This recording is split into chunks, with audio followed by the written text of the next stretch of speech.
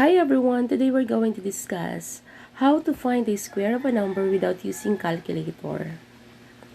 Okay, so let's say we have square of 55.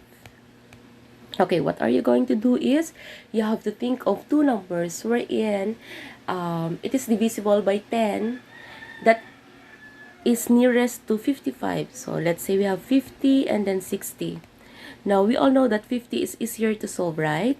So, what are we going to do is you just write 50.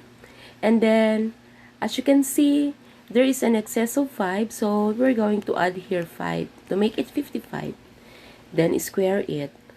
Then, after that, we're going to make use of the concept of squaring a binomial. That is, or the square of the binomial, that is if we have x plus y squared. So, this is equal to the square of the first term, x squared, then plus twice the product of the first, which is x, and then the second, which is y, then square of the last term. So, here the first term is 50, the second term is 5. Now, you're going to square the first term plus twice the product of the first term, which is 50, and then the second term, which is 5, then 5 squared. So, 50 squared, that is 2,500, plus 2 times 50, we have 100, times 5, we have 500. Then plus 5 squared, we have 25. Then, if you're going to add it all, so the sum is 3,025. So, that's it. Okay. Next is, let's say letter B. We have 45 squared. So, here you're going to choose, think of a number which is divisible by 10 that is nearest to 45. Let's say 40 and then we have 50. So, here in this case, let us choose 50. So, we have 50. Then, since the original number is 45, so you're going to subtract 5 from 50. Then square it. So we have, let us clean this one first. Okay.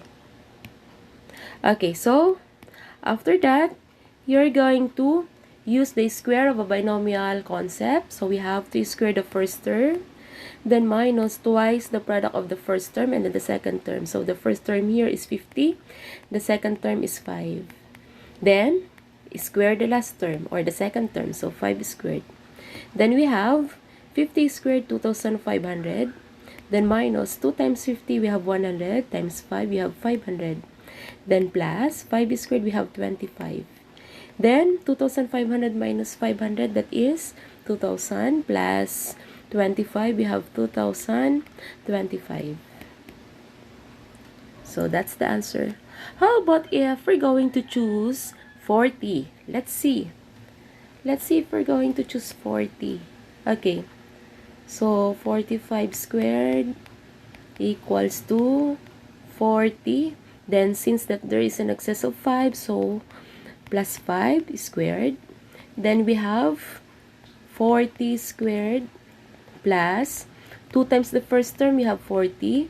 Times the second term, we have 5. Plus 5 squared. Then, we have 40 squared, that is 1,600.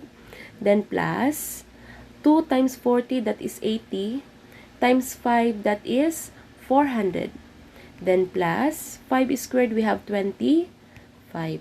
Then, if you're going to add it all, we have 1,600 plus 400, 2,000. Plus 25, we have 2,025. Okay. So, that's it.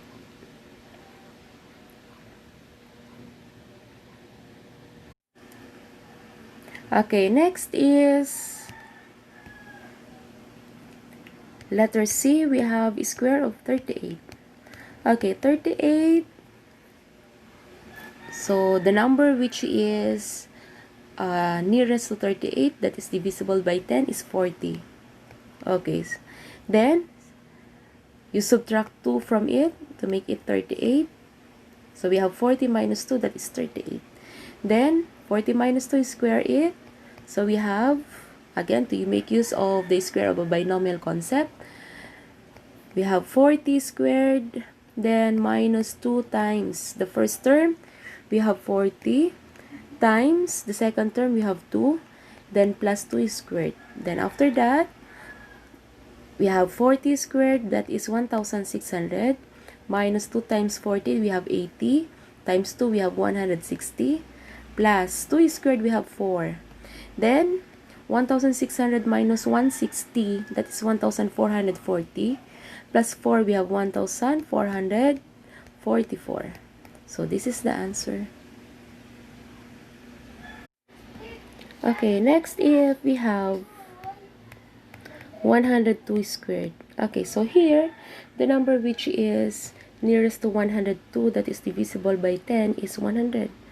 Okay, then 100. Write 100, then plus 2 to make it 102.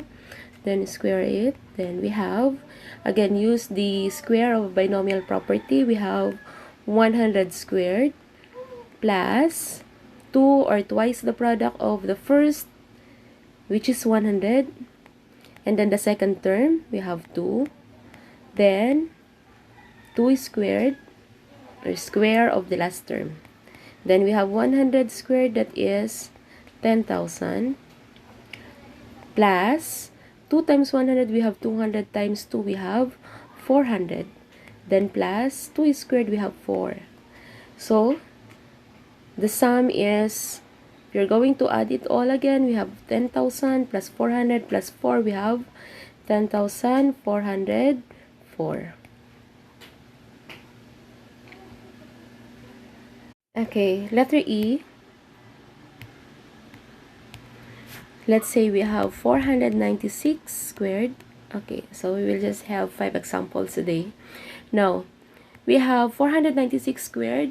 So, the nearest number which is divisible by 100 is 500. So, we have 500. Now, to make it 496, you subtract 4. Then, after that, 400 minus 4, square it. Then, use the square of a binomial concept. So, first term here is 500, second term is 4.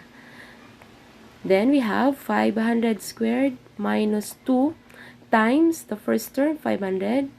Then, the second term, 4. Then, plus 4 squared, the square of the second term. Then, 500 squared, we have 250,000. Then, minus 2 times 500, we have 1,000 times 4, we have 4,000. Then plus 4 squared, we have 16. Then 250,000 minus 4,000, we have 246,000. Then plus 16.